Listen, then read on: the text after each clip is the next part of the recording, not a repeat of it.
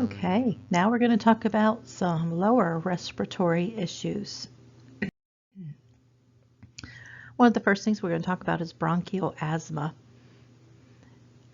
Asthma, basically, it's the bronchioles will, they get inflamed, they enlarge, they swell, they get filled with mucus, and it's basically like trying to breathe through a straw.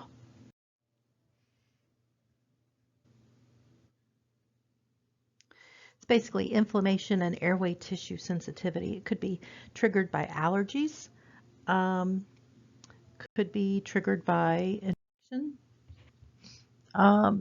Here's a good picture, shows the asthma. It shows a normal bronchial tube, and then it shows one with during an asthmatic attack.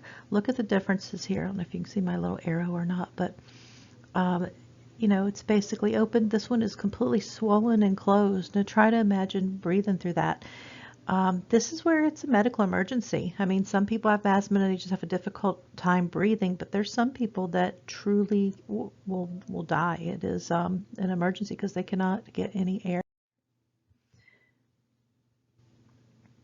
It occurs, like I said, allergens, irritants, microorganisms, aspirin and NSAIDs. Does anybody know why? Why would an NSAID, why would taking an ibuprofen cause you to have asthma? Well, it can, not always, but it can cause bronchospasms. So NSAIDs, aspirin can cause bronchospasms, which for somebody that has asthma, they would need to be very cautious with that. It can occur at any age. Some people develop asthma even as they get older. More common in urban than rural. Any idea why? Probably air pollution, right? Some key features, daytime symptoms, wheezing, dyspnea, coughing. It presents more than twice weekly. If it's you wake from night, from your sleep with symptoms, then these kind of different things kind of show whether it's controlled, partly controlled, or uncontrolled. And it, you can see here, relieved, which rescue drug needed more than twice weekly. That would be your like albuterol inhaler. Or number of times per week activities was limited or stopped. So then you figure out with those whether you've had one or two of those, or if you have 3 or 4 of those. And that kind of gives an idea of how your asthma is, whether it's being controlled or not.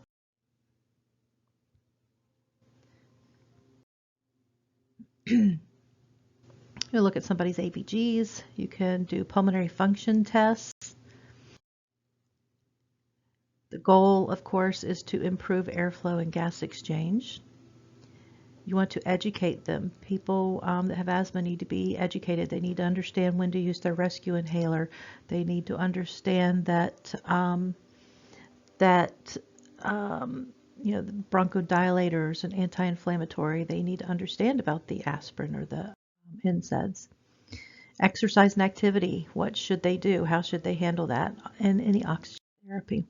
Status asthmaticus, that is the severe life-threatening episode. That is when it is a life-threatening event. That is when they cannot, they can't breathe. It intensifies, and once it gets to a certain point, the medication, it doesn't respond to medication, and that's why it is an emergency, because you basically, you're trying to give the bronchodilators, whatever, and it's not responding. So at that point, they would have to be intubated.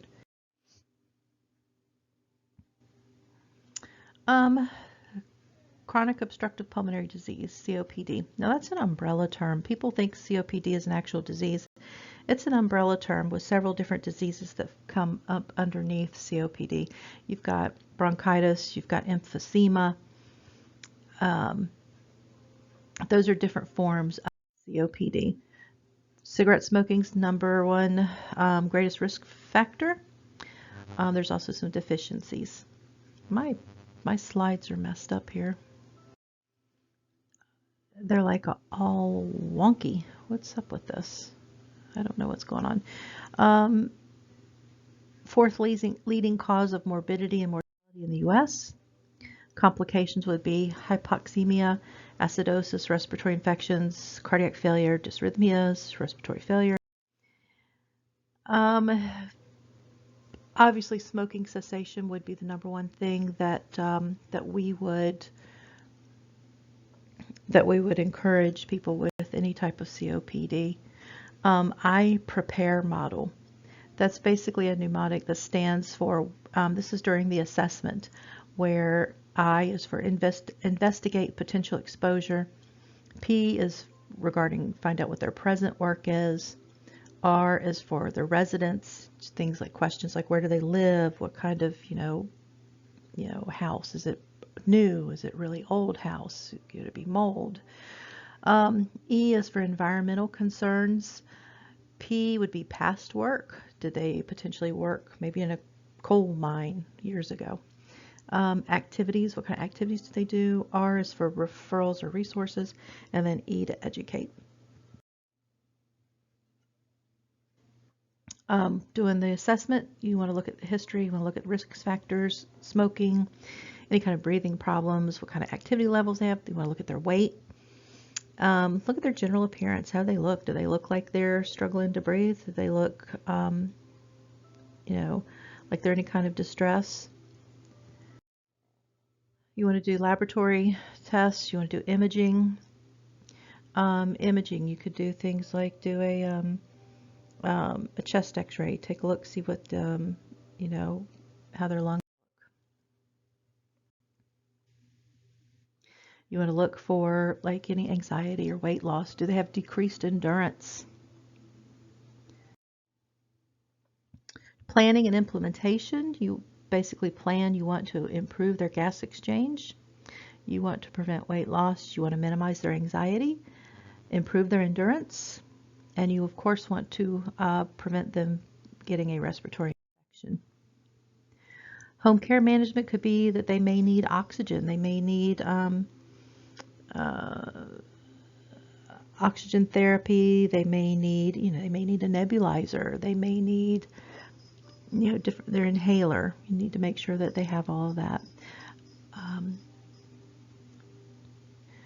Need to educate them with their breathing techniques.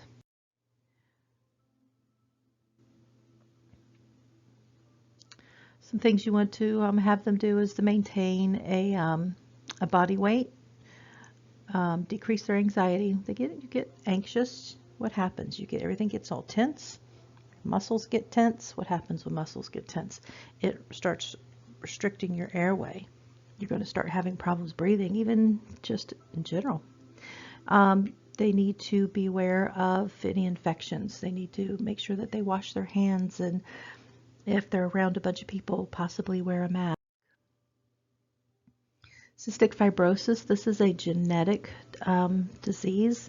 It is a recessive gene. So if one parent has the gene but the other one doesn't, you won't get it. But if both parents have the gene, like I said, it is recessive, but they both pass it on to you. Now that's how cystic fibrosis is inherited. It basically causes a real thick, sticky mucus. It affects lungs and even non-pulmonary organs.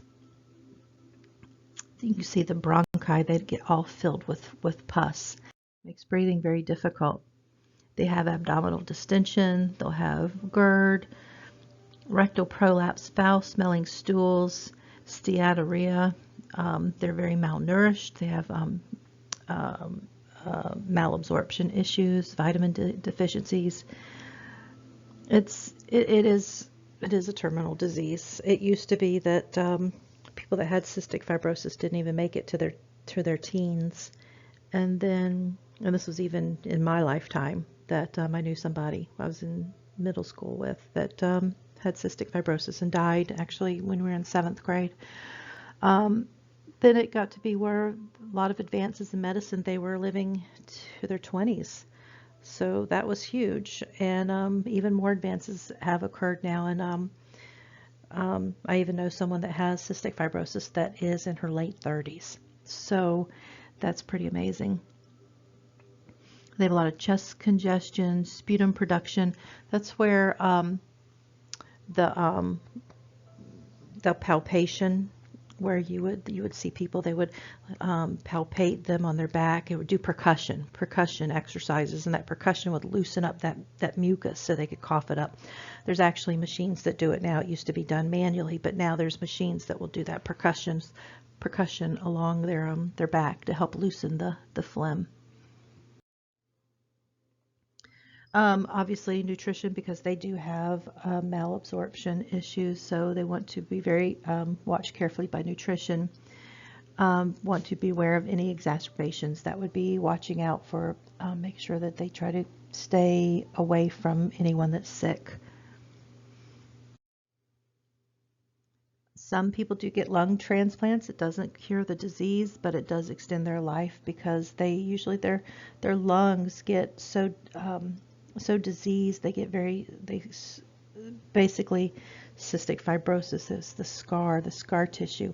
So they get very stiff, and people have a hard time breathing because those are very stiff lungs. So the lung transplant can help extend their life.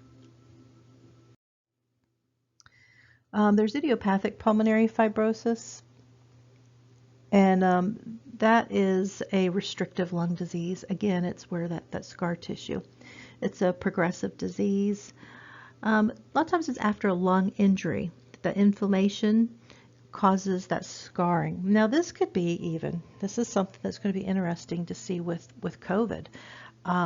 We've already started seeing people that recovered from COVID starting to have noticeable changes in their lungs, with scar tissue and nodules in their lungs. So this is going to be interesting to see what happens with this in the upcoming years. Lung cancer. Lung cancer, of course, we know that the number one cause is cigarette smoking. There's small cell lung cancer and non-small cell lung cancer. Small cell lung cancer is the worst. It is the most aggressive. It is the one that's typically caused by cigarette smoke. Non-small cell it's less aggressive, and patients they really have very little to no symptoms until it's in its advanced stages. Metastasis, that of course is cancer that has now spread. It's metastasized. A lot of times we'll say, oh, there's METs. METs means that's cancer that has spread from the primary location. Paraneoplastic syndromes, that is when the white blood cells actually get confused, and they start attacking healthy cells, and it can cause symptoms such as slurred speech, or coordination and muscle tone, things like that. And then staging, of course, that's what cancer, that is, you stage cancer. It tells how advanced it is, how much it's spread, and where in the body. So if you say, oh, somebody has stage 4 cancer, well, that's the worst, because stage 4 means that it is throughout the whole body. If you have a stage 1 cancer, it means it's located just in the organ that's affected.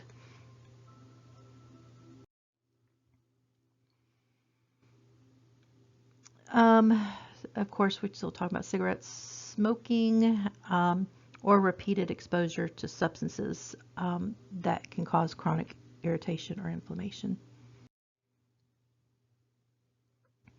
Also, non-smokers can, if you live in a house with a smoker and you're constantly inhaling their smoke, you are having that exposure and you are at risk. We want to educate people to reduce tobacco smoking, and then, of course, doing a screening to help catch it early. Some signs: hoarseness, a cough, sputum, hemoptysis, basically bloody bloody sputum, short of breath, endurance changes, chest pain. One of the big things with cancer is weight loss, unintended weight loss. Someone starts losing weight without meaning to. That's a big, big red flag for cancer.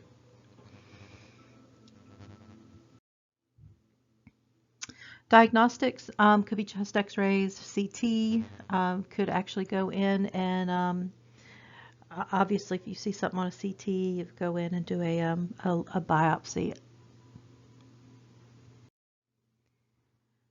Non-surgical chemotherapy, you could have targeted therapy. That could be like a proton therapy, which is radiation. It's very targeted. Immunotherapy, often that's a new, it's getting more and more popular where they're using people's own immune system to attack the cancer.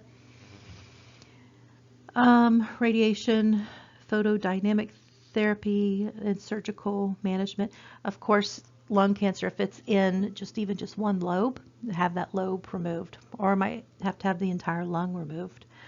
Anytime you would have surgery like that, you would have a chest tube in that would help drain like any of the blood or fluids. And here we go again, lobectomy, wedge resection. So you can take out a whole lung or you can take out just bits and pieces. Chest tube placement. You can see that's where the chest tube would go. And here's an example what a chest tube drainage system looks like. The main reason I kept this slide in here and then I wanted to point it out is because I see questions on like HESI exams or even on the NCLEX that seem to always ask this. So I just wanted to keep this picture in here to bring this up. But there's a water seal.